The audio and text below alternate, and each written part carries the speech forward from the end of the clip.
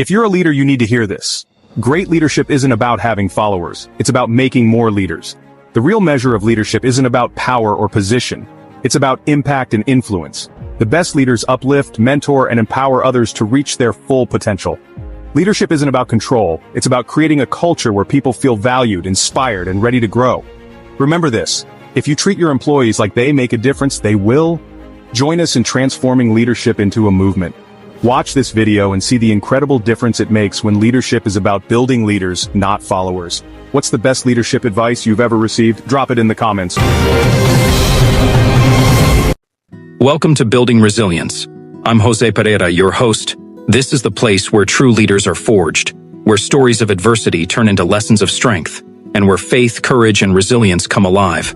Each week we bring you voices that inspire, challenge, and equip you to lead with an unbreakable spirit. This is more than a podcast. It's a movement, and it begins right now.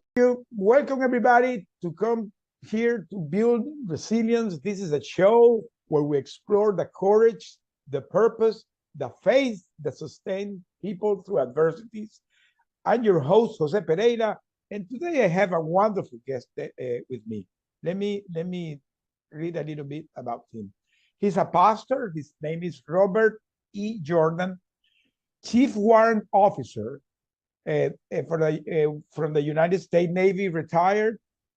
He's a man whose journey spanned for 26 years in the military service.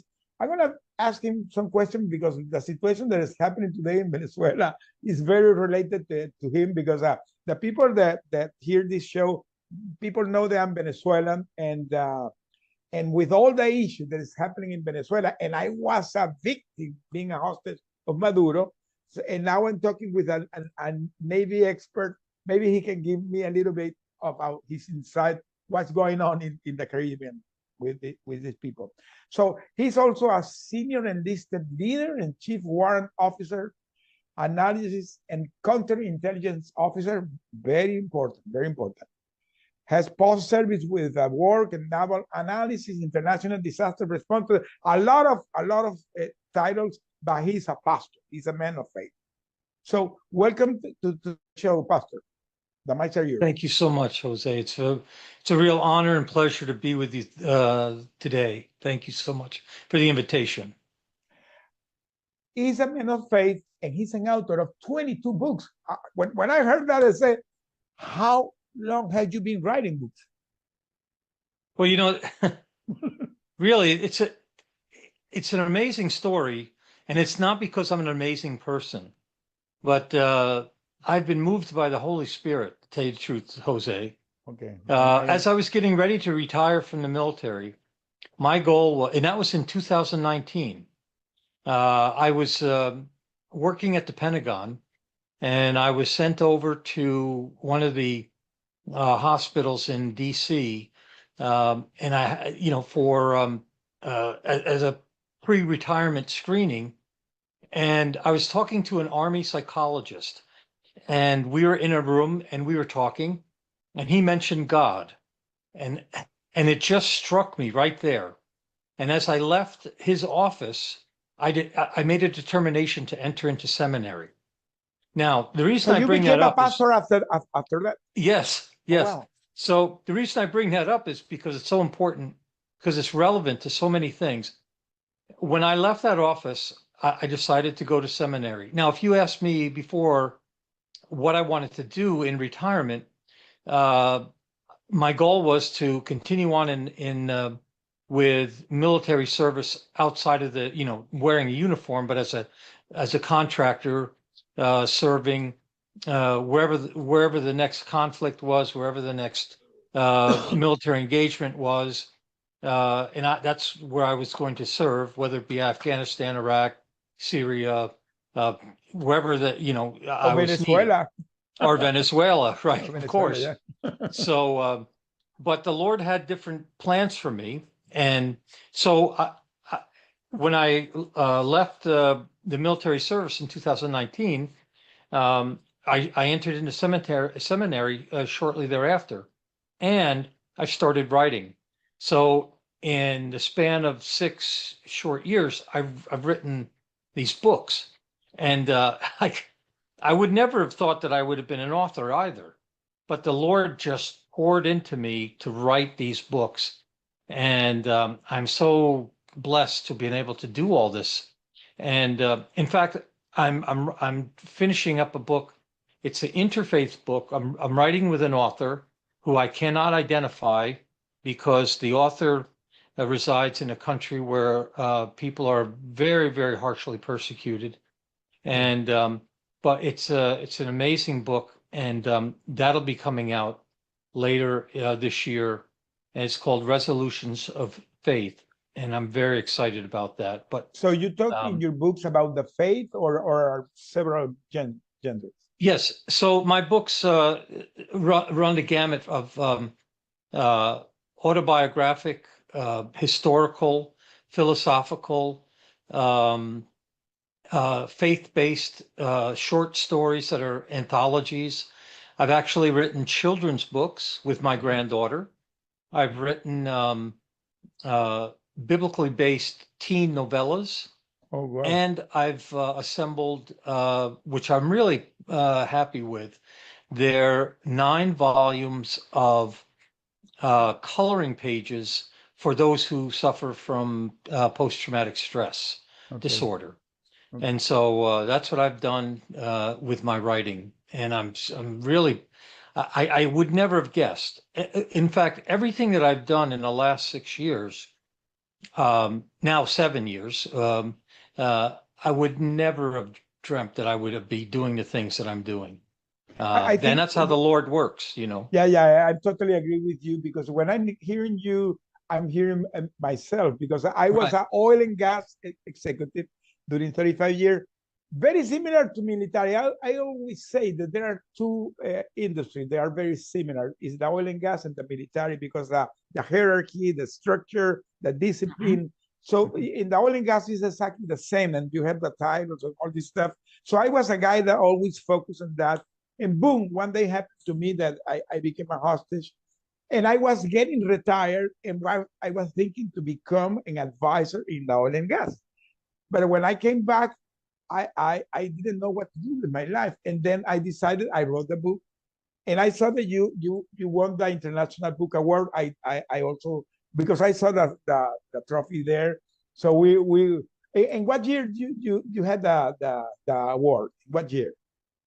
Well, the first, I've won 3 awards, International Impact Awards, but the first one I've won, actually. Could you show it?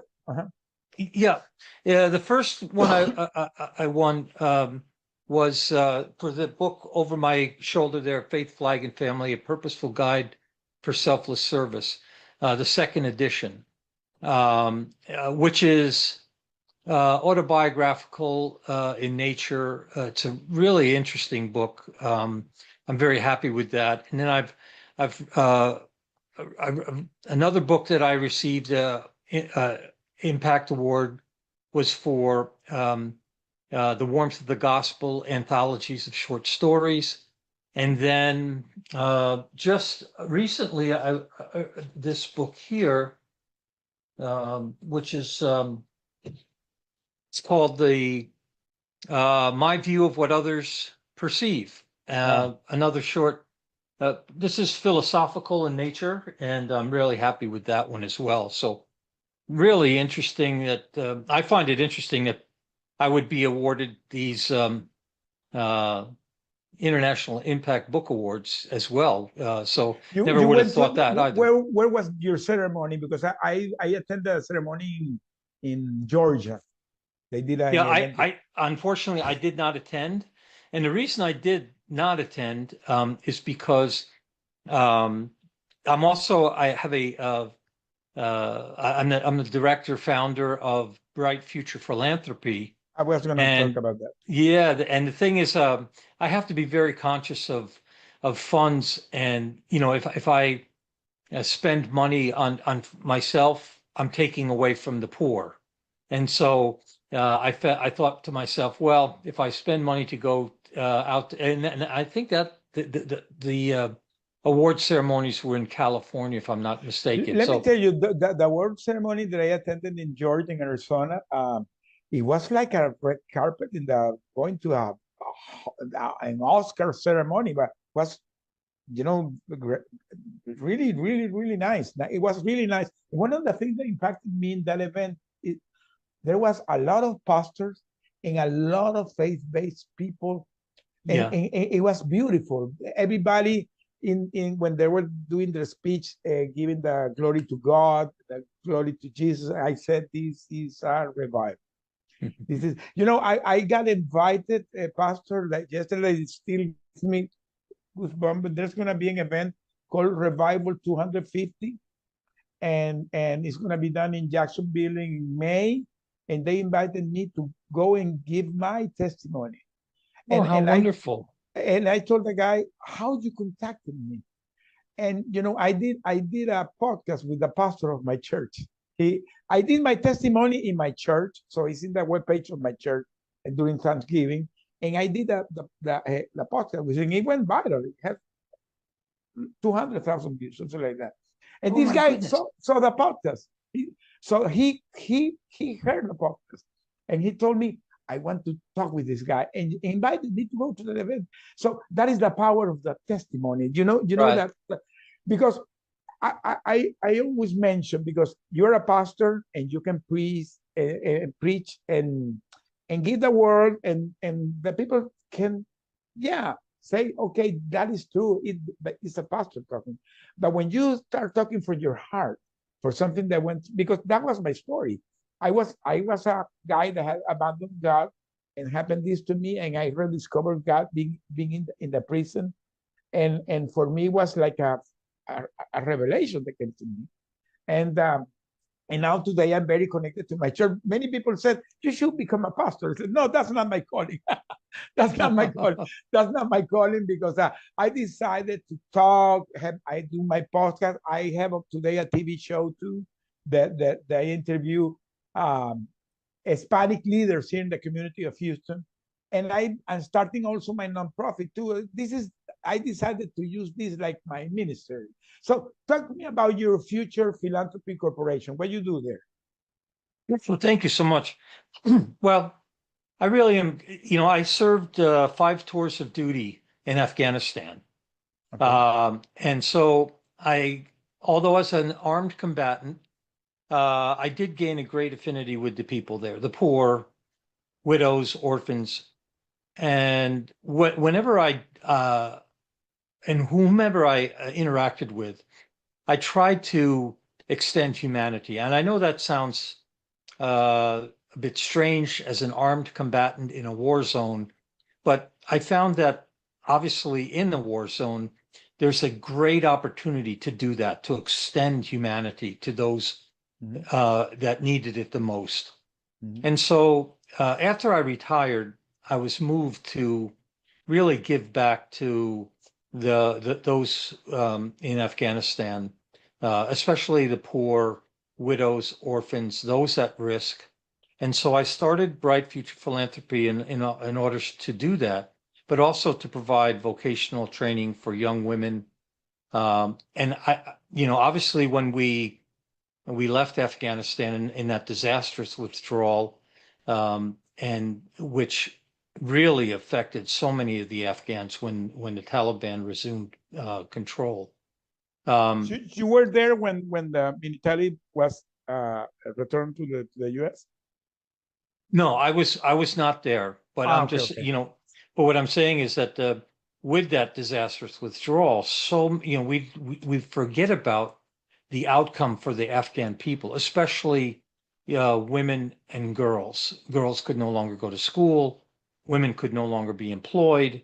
And so if widows especially were impacted the worst. And so that's why I decided to start a Bright Future Philanthropy, and to try in some small way to assist as many those people that are at risk. And So so you serve the Afghan people through your philanthropy. yes. Okay, that's great. Yeah. You know, let me tell you something. When you're talking, I'm thinking exactly that you said something that is very relevant, because with the situation that's happening today in Venezuela, Yes. because they took Maduro, okay. But if Trump had done what happened in Afghanistan or other zone like Syria, that they abandon and come back, it becomes a disaster. So when he decided to stay and lead the transition, for me, it was a relief. Because if not, because I believe there has been a mistake that you free the people from the dictator, but the regime remains. So in Afghanistan now is the Taliban. So this is something that, so for the people that are there, that was not a solution. It can even be worse, like happening in Iraq or in Libya. Many countries have gone to that process. Syria. So they take out the guy, and then the guy that take the government are even worse than the first guy. That's right. So, yes. so Yeah, I agree with you, Jose. Yeah, I really agree with you. It takes a great deal of strategic thinking when we do this. And so, I don't know what the outcome of certainly Venezuela will be. It's too early to tell. Yeah. But I know when we left Afghanistan in the way we did, really the outcome was disastrous for the Afghan people. Yeah. And so, 20 years of involvement, and I can tell you, having been in and out of Afghanistan for years, there was great improvement. All that was, for naught, really. But so I started Bright Future Philanthropy to do as what I can as one person, to raise limited funds as one person to serve those as many as I can, to help them as much as I can. And do you have donors that should support your mission? Mm-hmm. Yep. Okay. I do have donors, which it's very difficult because there's a great deal of ambivalence towards the Afghan people, unfortunately, because of the Taliban and and some of the people that have come over on those flights should never have come over, and we've seen that happen. Like happened recently. Yes. Yeah. So so it is hard to raise funds, but I consider myself a founder-funded nonprofit. So that means, as so you are funding yourself. I'm funding it mostly myself. Yeah. I know, because I started my nonprofit. Is mostly the same. Right. It's the same thing. I mean, that's what it is. And so, but I'm led by the Lord to do this, even though these people are a different faith. These people don't know me, but it's a love of humanity, and it's a purpose that I'm drawn to. And so people sometimes they ask me, well, why do you do that? What's the connection there, other than that you served in Afghanistan? That this is what the Lord laid on my heart. So because someone else isn't doing it, that's all. And so that's why I do it. Let me tell you something that a lot of things, I see a lot of things that resonate with me, because when I wrote the book, my book, I have, let me show it here. This is the Spanish version. It's called From Hero to Villain. Okay. So this is the dungeon where we were captured, and this is the guards that. So I got connected to a pastor in Bangladesh. Hear this. So we began to do weekly Zoom meetings, because he was asking me to give him some advice in his ministry. Even I'm not a pastor, but I was trying to give him advice according to my experience. Okay. So we became friends. And one day I'm talking with him. Every week we have Zoom meetings. So I was one day talking with him, and he told me, and he brought his wife, and he said, my wife had the opportunity to read your book, and she was crying all the night, what you suffer. And she said that it would be great that if we could, have this book here in Bangladesh, in Bengali. And when he told me that, I said, Bengali, how am I going to do that? No, I'm going to take care. 1 month after, he comes to me and he said, Jose, I translated the book to Bengali.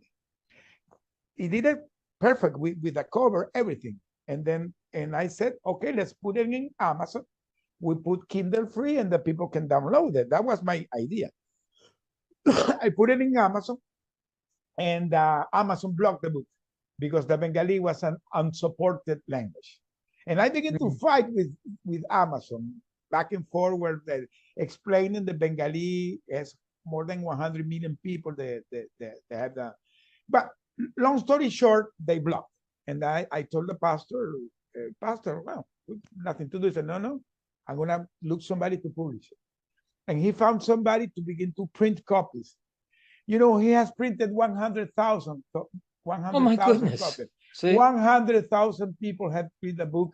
And not only that, he's using my book to evangelize people. Because the people, he said that in Bangladesh, the people don't read the Bible because they're Muslims. So it's very difficult for the people read the Bible. So he's using my testimony, my story, to approach the people, and he has gotten almost 1,500 people evangelized through my book. So look what the God does. So he's using my book as a tool to bring people to his ministry.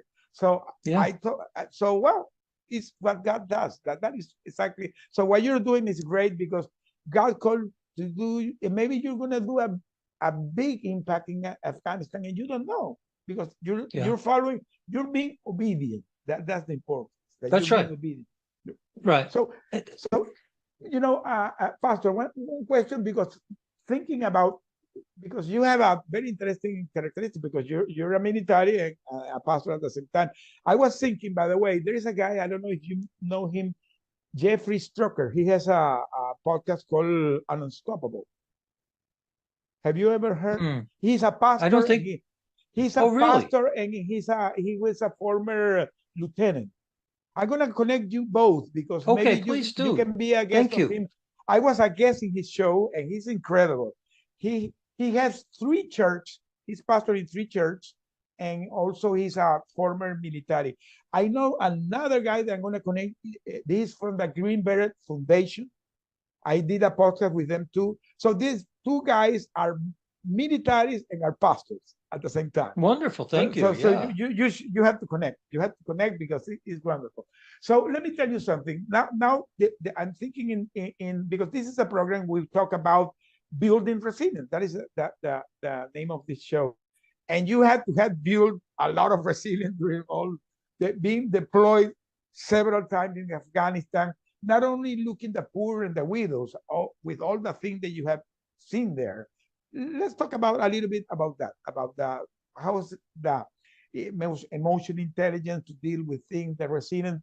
Tell me about that. Well, yes, I saw the worst of humanity, right? In war, you see what people are capable of doing to one another. It's shocking, right? Unless you see it firsthand, it's something that you really can't prepare for, and it really really wore on me, because I was not ready for it, even though with all my preparation and training, but until you see it firsthand, and the suffering that people endure, and then, for me, the enemy, unfortunately, is the enemy. They choose to be, and so that's a matter all in of itself. But there's the innocent people that are caught in between, and that really wore me down. And on the basis, we'd see families come who were injured, whether they hit a roadside improvised explosive device, or whether they were caught in between fighting. They were right there at the base when the base was attacked, or whatever the case might be. Things like that. And then with all the suffering endured by some of these folks, that's why I was always able to connect with them, because that they really needed that human connection. Like, we weren't all bad, because in their minds, everyone that wore a uniform was bad, regardless of what side they were on, because of the destruction and, the violence and all. So for me, it really did bother me. Plus, with the, the loss of friends, the emotional toll that had, as I mentioned earlier, when I went to see that Army psychologist, I do suffer from the effects of post-traumatic stress, anxiety, depression, and all the rest that comes from that. So, but I'm very thankful that I have the Department of Veterans Affairs. They do take very good care of me, and I'm so grateful. So I'm a real advocate for the Department of Veterans Affairs and all that they offer our service members. But it is tough. I have also debilitating sleep disorders based upon my military experience, and so because of all of this, I could isolate, I could be bitter, I could my life could be take a different trajectory. But because of all of this, I reach out to as many people like to help. So again, the Lord uses me and my afflictions to help others. And so that I'm very grateful for. And that's, I guess, why he wanted me to be a pastor. Right at retirement, he said, no, you need to go to seminary. You don't need to go off into another war zone. You need to go and fight the spiritual battles here at home. And so I'm very thankful for that, because part of my ministry is I have international prayer groups. I pray with people from all over the world. I pray with people from other faiths that are in real desperate need of connection, of people that just want to, support them, love them for who they are. And so it's really unique what the Lord has set upon me. So I'm very grateful in the position that I'm in. And I mentioned earlier, as you know, being a founder-funded nonprofit, I am grateful for those people who support me, but I'm also grateful because, as my wife and I will say, we're very humble people, and we're very modest in our lifestyle. And because of my disabilities, you know, we, you know, we have everything that we need so we can meet the needs of others. And, we could be very selfish, and in how we live, but we always think of others. And so again, the Lord has blessed me through my disabilities. And so I try to bless others. And I'm very grateful for that. I know it sounds strange, how can you be grateful for No, I understand you clearly. disabilities? But you know what I mean? It's Yeah, of just the course, way of course, the way it of is. course. Yeah. I want to be selfless rather than selfish, and I want to serve people purposefully, and give of myself. And so, what the future holds for me, I think I know, and I'm really excited about it. And it's very humble, and I don't have grandiose plans for the future, but I'm really excited about what the future holds for me, and how I can serve others. So, yeah. No, it's incredible. It's incredible, and I can clearly understand you, because when you're touched by the Lord, uh, everything is joyful, and Yeah. and the only way you can do is express gratitude for what He's doing through you. That's great. That's great. By the way, another content that I'm gonna do to you, because when I was in the process of the creation of the NGO, it's a process, right? An NGO. I didn't have no experience on that, and one day I went to, because I was trying to research how to do it, and then there was a pastor that he was doing a seminary about creation of NGOs. So I attended. It's a virtual event, and when I heard that guy, he was finishing, I chat with him. I sent him a chat, said, Pastor, I want to have a private conversation with you. We organized a Zoom, and I told him, Pastor, I want to create a foundation because my foundation take care of the Hispanic community here in Houston for trauma recovery. Okay, and I'm working with a therapist that begin to work with me since I came back from my PTSD. Now she's partnering with me.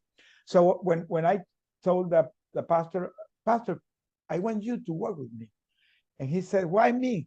Because the Lord told me that you're going to be working. And then he laughed and he said, oh, if the Lord said it, I had to do it. And he has 1 year working with me. Well, he has a 1 minute prayer every day. And he connects thousands of people all over the world every day. He has a movement called the 1 minute prayer. So I'm going to contact Pastor Willie with you. Okay. Oh, wonderful. Thank you. Yeah. He's a great guy. He lives in Florida. He's an awesome guy. So now that, okay, I clearly I agree totally what you're saying, because I know how when the Lord touches you, you begin to not only feel joyful, you feel passion for what you're doing, and I can see that in you. And the people can say, why Afghanistan? Well, that's what the Lord said to you. Have you planned to go back to Afghanistan?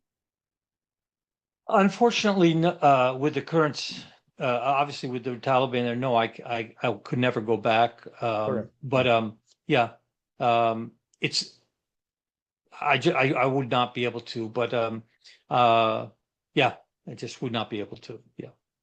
No, it's unfortunate. Someday. Maybe someday.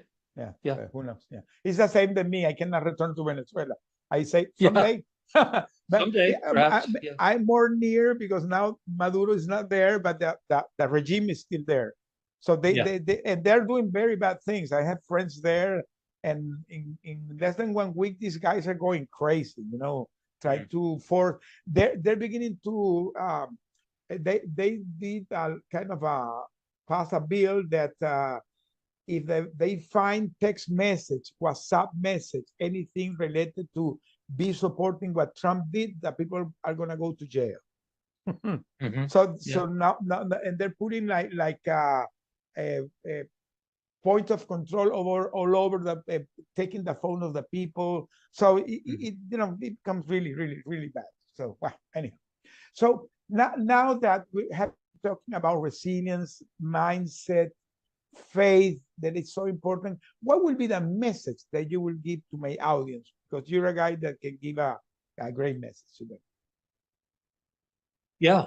Well, what I tell people all the time is, if they're looking for a message, often people, we live in a society. Not only do we want a message, we want a guarantee, right? Mm-hmm. You buy a car, you want a message, you want it written, you want a guarantee that it's going to work, you want a warranty that it, so that you can rely on something. So what I tell people is, I can give them all of that, and it's clearly written, and it's a guarantee, and that is right. You know what I'm going to say? Yeah. It's the gospel of Jesus Christ. It's written. It's a guarantee. It's proven, and you should read it every day because it works. You should go back to it. Yeah, I mean, that's it. I mean, sometimes people scoff at it, because they never read it, or they don't live it, or they think it's too judgmental. I don't know, because, whatever they think, they haven't surrendered themselves, and that's the problem. People don't want to surrender themselves because they think they're going to give up their freedom because they're chained to vices, right? Mm-hmm. And once they surrender to the Lord, they've given them they experience tremendous freedom. You know that. Yeah. It's a wonderful world when they do that, and the guarantee is there, because we forget that this life that we live as we're older men, we realize that our lives are so short. And I bring this up the other day. I was talking to someone. I said, I was shaving the other day, and I realized that when I was 16, 50 years ago, I never even imagined what I would look like when I was shaving when I was 16, what I would look like when I was 66. But now that I'm 66, I often kind of reflect on what I looked like when I was 16, right? Because life goes by so quickly.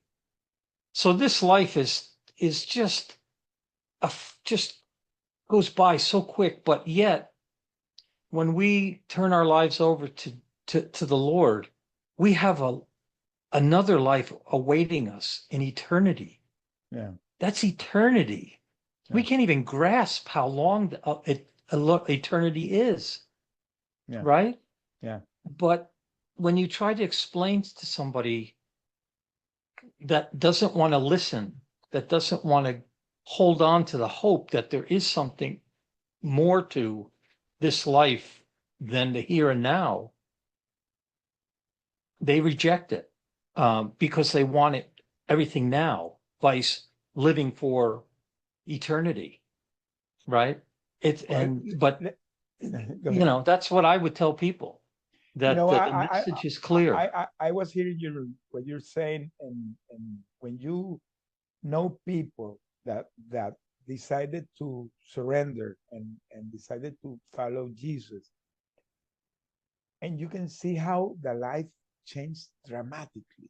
Yes. The other day, I interviewed a guy that I still I'm shocked with that guy because this was a guy. Hear this story. This was a guy that when he was 10, a lady came to him saying that he was his mother. So he didn't know that he was adopted. So he left his house. He went to the street.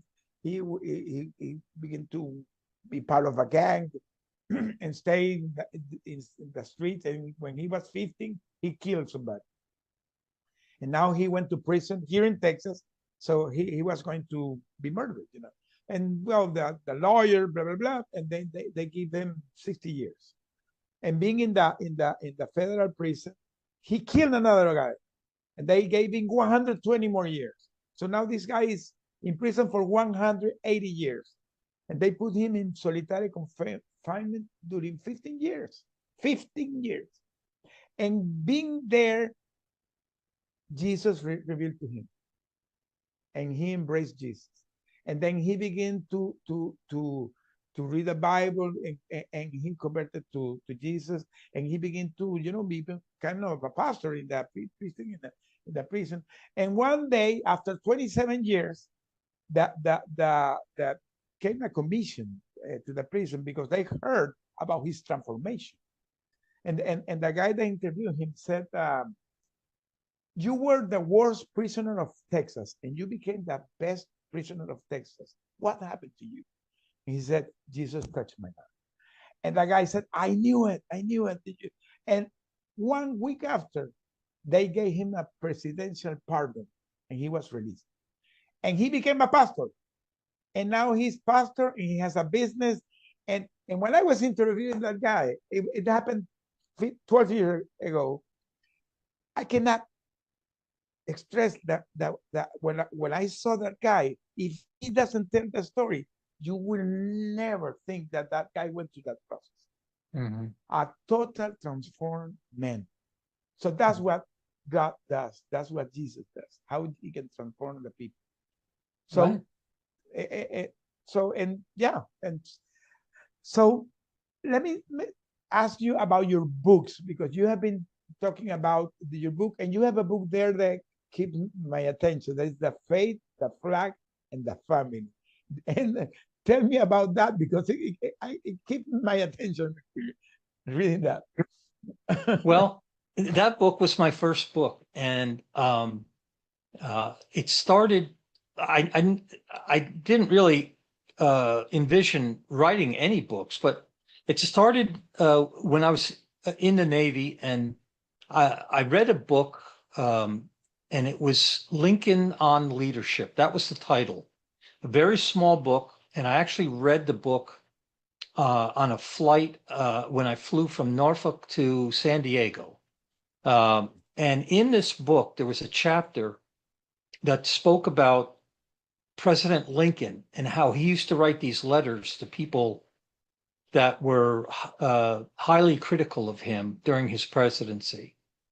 And he would write these letters, but rather it would bother him to the point was, instead of sending the letters to his opponents or dissenters, he would just write them out and it would be done with, right? Mhm. And so I said, wow, that's a great idea. I think I will write letters to people, but instead of dissenters, I'll write these letters to people and actually hand them as ways to mentor them, right? To mentor, to encourage them. And so I remember, I think it was back in 2006, I wrote 5 sailors a letter. And I gave these sailors a letter, right? I handed them a letter. Mhm. And the next month, maybe it was 10. The next month, it was a few more. Then the next month, a few more. And so for each month for 10 years, Wow. of course, then it would, it got to the list grew to, and I did it on computer, sent it out at email, but it grew to hundreds and hundreds and hundreds of people. And so for 10 years, I wrote these, I called them mentorship memos. And so when I was getting ready to retire, a good friend of mine who had written a book when he retired said, "Hey, you gotta publish those letters or those memos." And I thought, well, okay, that's what I did. So I compiled these memos. It's not a story where there's characters that go from chapter to chapter. These are memos of topics of the day, things like that, but they're very inspirational. And that's what they were meant to be, to inspire the reader about patriotism, about faith, about family values, certainly about our country, about service, being purposeful, selfless. And one of the things I'm really happy about in the first page of the book is a letter. Again, this letter idea. A distant relative of mine fought at the Battle of Gettysburg and survived the battle. And he wrote a letter to his brother describing the events of July 3rd, 1863. And so it was an incredible letter. And so that's in the book as well. And so it just shows you the power of these letters can be. And one of the things, all my books are dedicated to my granddaughter's children's children. Wow. So, Your so legacy. just think about that. Mhm. Here's a book that starts off with a letter written by a very, very distant relative, right? From in the mid 1800s, that my granddaughter's grandchildren will read, right? Mhm. From a book that I wrote, right, in the 2000s, right? So it's really remarkable when you think about it. So that's how I write all my books, inspired for my granddaughter. But the first book, Faith, Flag, and Family, it's a historical, autobiographical. It's really an interesting concept of all these different memos and in a letter format to the audience, and it has a lot to do with my family. About both my mother and my father were veterans of World War II, Okay. and so it talks about their service as well. Yeah.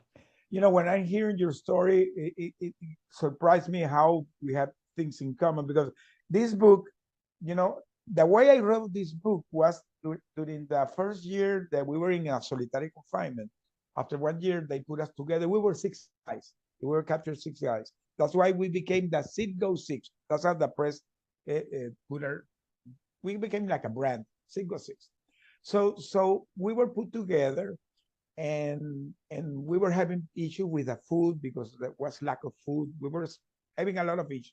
So they authorized our family to begin to bring us food.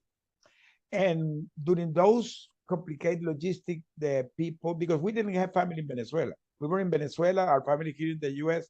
So my son flew to Colombia. From Colombia, he did a logistic with somebody to prepare the food, send the food, etc. When I was returning the trash can, I began to smuggle letters inside the cans. And my wife began to send me letters too. And we kept doing it during 3 years. And that book is based on almost 1,000 letters that I wrote between me and her. So I can clearly understand about the thing of the letter, because that's exactly the way it did. So when I returned, I found out that my wife had compiled all those letters and she had put it in a Word document. And that's why I began to go back to those letters, and it became to be the book. So it's based on those letters. So we have a lot of things in common. The power of the letters, because when I begin to revisit those letters, because you're writing the letters what you're thinking in that moment. So I had that, that emotional feeling that, so I can clearly understand that. Now I'm curious. I'm gonna buy your book because it had to be great. And something else that you mentioned is the legacy. I truly believe that that's the main thing here, the legacy.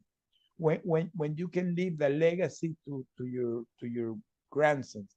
When I was beginning to finalize the nonprofit, one day I was here unfolding some flyers to deliver to people, to begin to promote the foundation. And my grandson was around. He came to visit, and he told me, "Hey, abuelo, what is that?" I said, "No, some folders about the foundation that your granddad is creating." And I gave one to him, and I joking said, "You have to take care, because this is going to be your foundation in the next 30 years. And he began to cry because he felt like I was trespassing the legacy to him. And that is exactly what you're saying. That when your son of your granddaughters read your book, they're going to be reading you. So good for you, my friend. Good for you. Good for you, man. Yeah, I've really connected with my granddaughter, and one of the things, she's just so special. So I really wanted to do that for her. So yeah, I agree.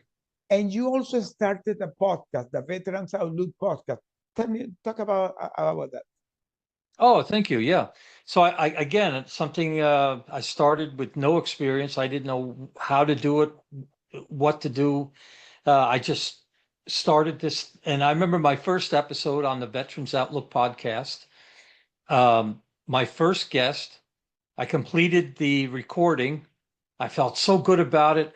This is my very first podcast.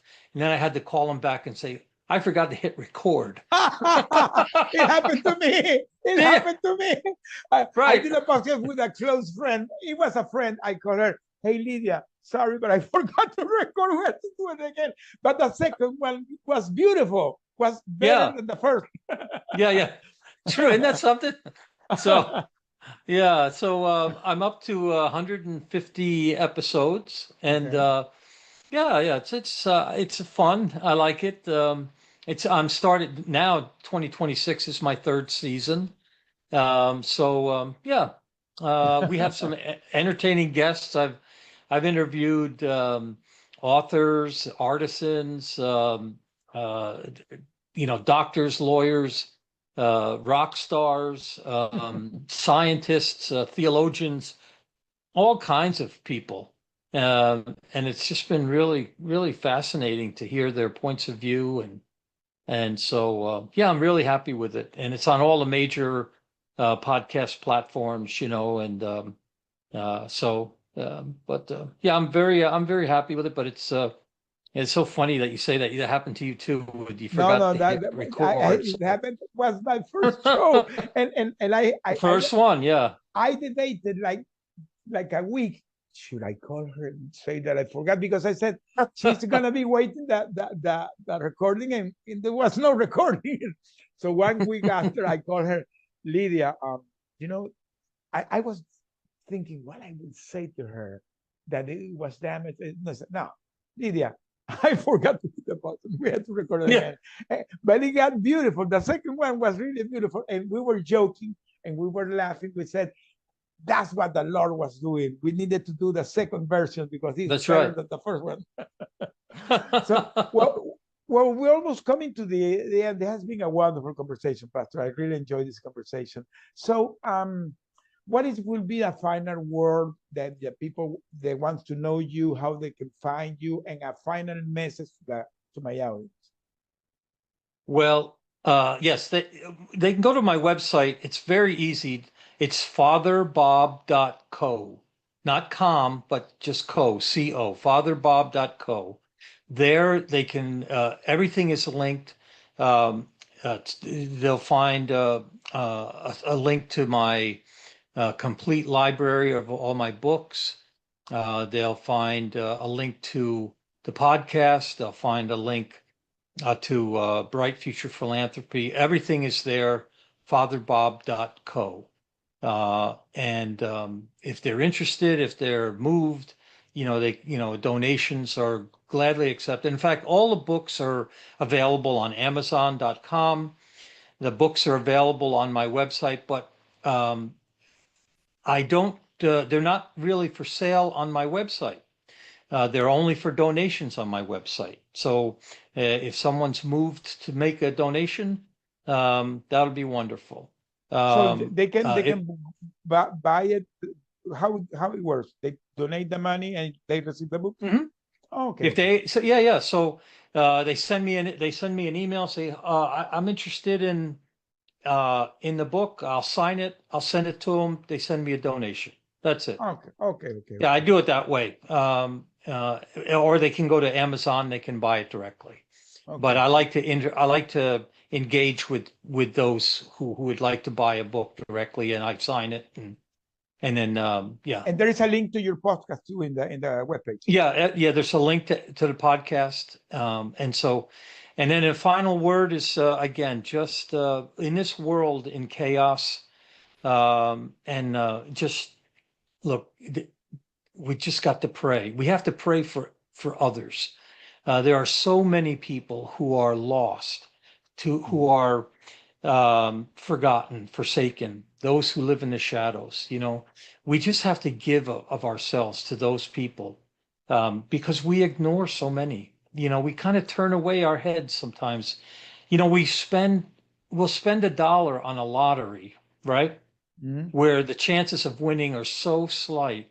Yet we'll turn away when we walk into 7-Eleven to buy the lottery ticket with the guy outside asking for $1, right? Yeah. So, and then sometimes people say, well, he'll use it for this, that, and the other thing. It's not about accounting. It's about giving from the heart. Yeah.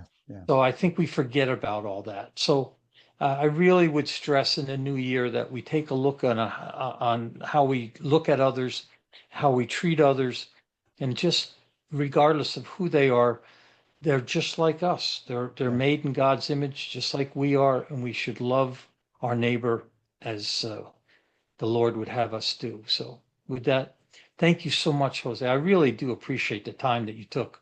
It's great. It was beautiful. Yeah. I saw a lot of connections. Remember, I'm going to connect you with Jeffrey Strucker, that Unstoppable podcast.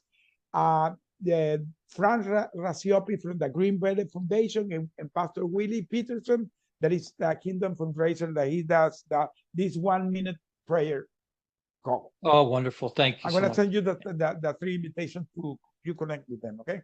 And you'll send me your address, mailing address.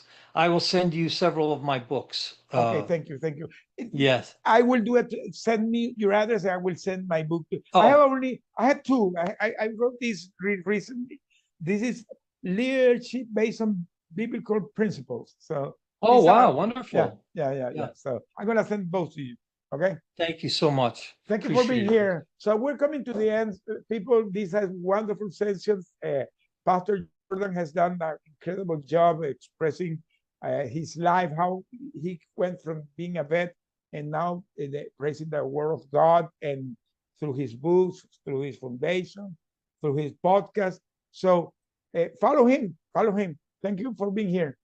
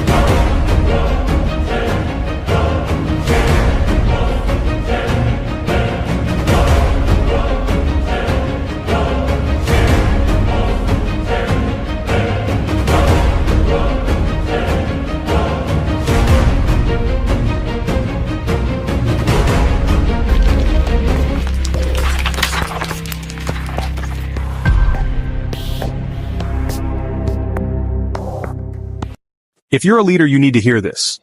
Great leadership isn't about having followers. It's about making more leaders. The real measure of leadership isn't about power or position. It's about impact and influence. The best leaders uplift, mentor, and empower others to reach their full potential.